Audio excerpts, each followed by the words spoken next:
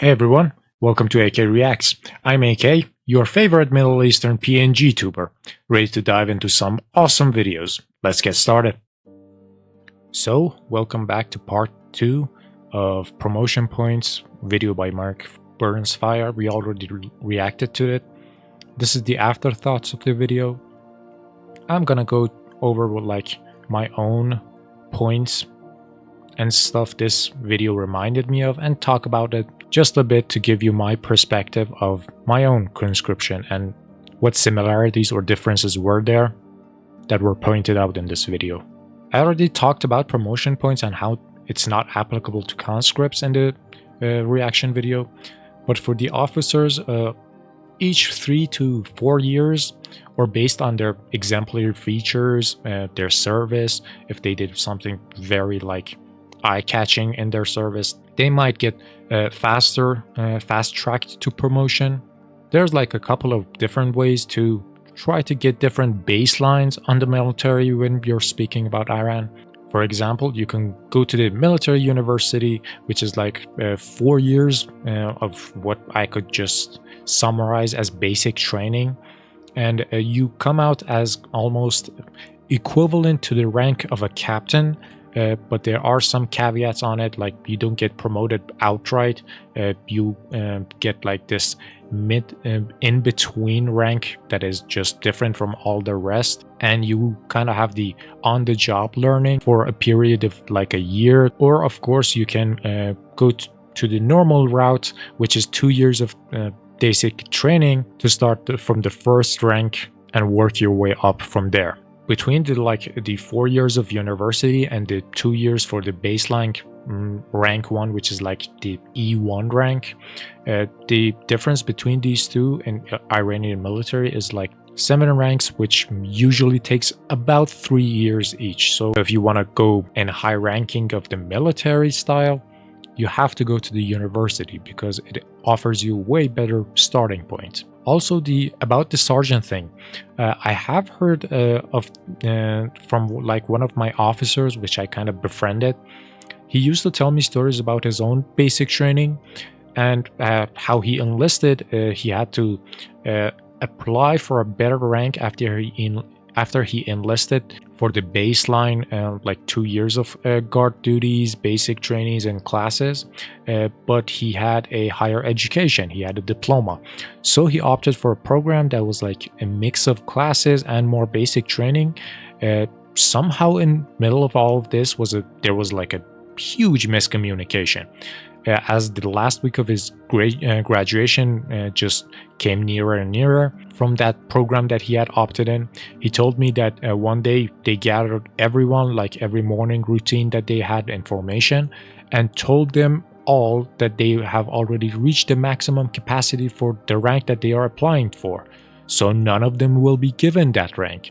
He said that just some people straight up just broke down and just took out cigarettes and just started smoking right then and there. He said at that point the announcer was just asking people to kind of behave, to keep their formations and everything, but he said no one cared because they already were told that the last 2 years amounted for exactly nothing.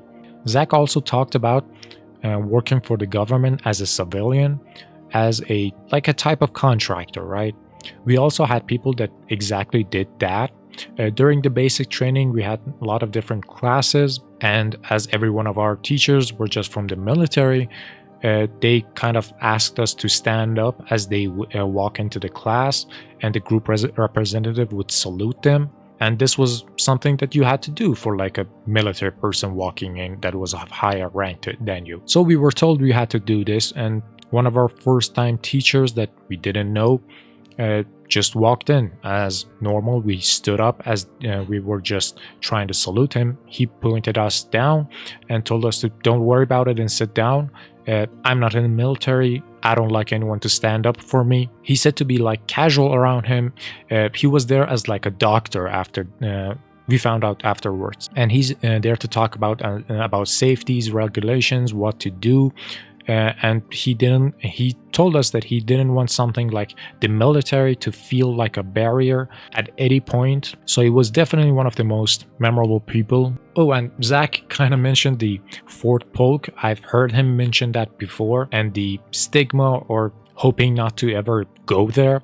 I already talked about how bad mine was, and it is kind of universally agreed in my country that there is a municipality that just filled with like military training camps for every force that it works in that country, right? It trains different conscripts, officers for different sections, groups. It does everything. And surprise, surprise, it's the same place that I went for my basic training. It's called the Lut Desert of Iran. When one says extreme conditions, I believe they meant like exactly that place. I remember I had to have like my overcoat on until like 9 a.m.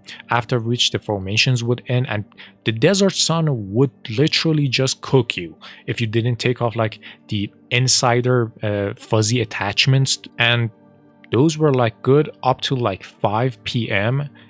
Because almost every light would just start to disappear and becomes much colder because it's a desert, right? So much so, while doing guard duty at night, I would just the extreme conditions were so much and so bad that while doing guard duty at night, I would wear one sock, cover it with a plastic wrapper or like a plastic bag for like a layer of insulation, then another sock over the plastic bag to keep just my feet warm, because it easily went like under 0 Celsius at nights. We also wore extra hats, extra scarves and shawls, and whatever we had under our basic uniforms. So yeah, that was all that I wanted to talk about. Again, if you like this video, please comment, like, subscribe, share. Definitely check out mikeburnfire's channel. I'm gonna put the link in the description as always. And if you like it, please do the same for me. Thank you all, and catch you all in the next video. Bye!